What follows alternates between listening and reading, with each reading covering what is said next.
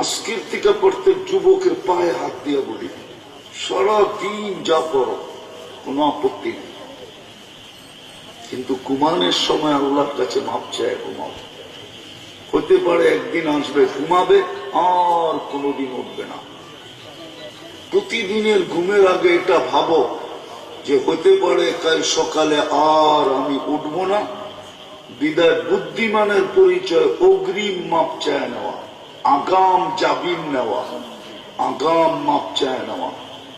আবার যদি সকালে উঠতে পারলাম তাহলে আবার আল্লাহর কাছে মাপ চাই যে হইতে পারে আজকে সূর্যটা আমি ডুবতে আর দেখব না।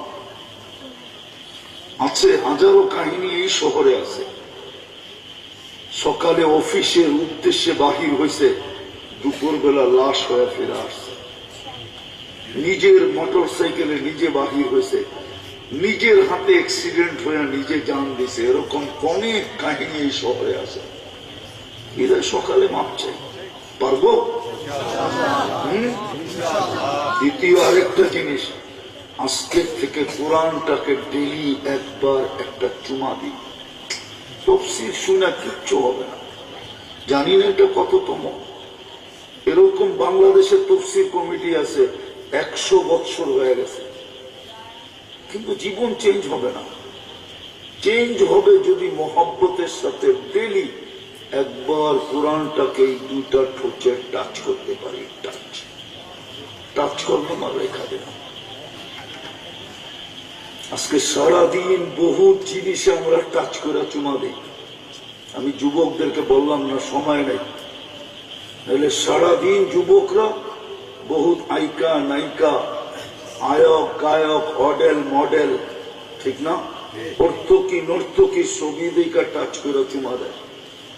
তুমি দাও, তোমার বিষয়, কিন্তু তোমার পায়ে হাত দিয়ে বলে ডেলি কোরআনটাকে একবার চুমা দাও। আজকে আমরা বৎসরের পর বৎসর কোরআন ছুঁয়া দেখিলাম। কোরআন শুধু কাঁদতেছে না, আমাদেরকে অভিশাপ দিতেছে, বদদুয়া দিতেছে। প্রত্যেকের ঘরের কোরআন বদদুয়া দিতেছে। বৎসরের পর বৎসর পড়া আছে, একজনও এখানে নেই ডেলি কোরআনটাকে একবার খুইলা দেখে, একটু ছুঁয়া দেখে, একটু চুমা দিয়া দেখে। বলেও কয়জন দেখে? তাইলে কি কোরআন আমাদের বিরুদ্ধে অভিযোগ দিবে না? আল্লাহ রসুলকে তো আল্লাহ এক পর্বে জিজ্ঞেস করবে যে আর কে বাকি আছে দুজকে? বলবে আল্লাহ কেউ বাকি নেই আমার উম্মতের ভিতরে, ইল্লা হাবাসাহুমুল কোরআন। বুখারীর রিওয়ায়াত, কোরআন যাদের বিরুদ্ধে চলে গেছে ওরা শুধু বাকি আছে। ওইখানে আমার সুপারিশ কাজ করতেছে না, আমি ওদেরকে বাহির করতে পারতেছি না। কোরআন মধ্যখানে এসে দাঁড়ায় যেতেছে যে না, এদেরকে বাহির হতে দিব না। বৎসরের পর বৎসর গেছে, এরা শুধু খোলে নাই তো খোলে নাই, একটা চুমা দিয়া পর্যন্ত দেখে নাই। বলুক এখানে যারা দাঁড়ায় আছে, বসে আছে, বৎসরে কয়বার কোরআনকে চুমা দেয়? তফসির কি হবে? তফসির দিয়া কোরআন তো আমাদের বিরুদ্ধে, এই জন্য আজকের থেকে কোরআনকে চুমা দিব। পারবো?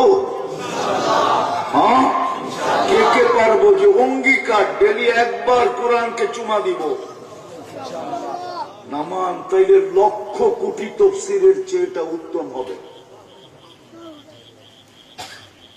কোরআন আপনাকে নিয়ে যাবে জান্নাতে। কোরআন যার পক্ষে, দুই জিনিস যার পক্ষে, আল্লাহ তার পক্ষে, কোরআন আর রসুল।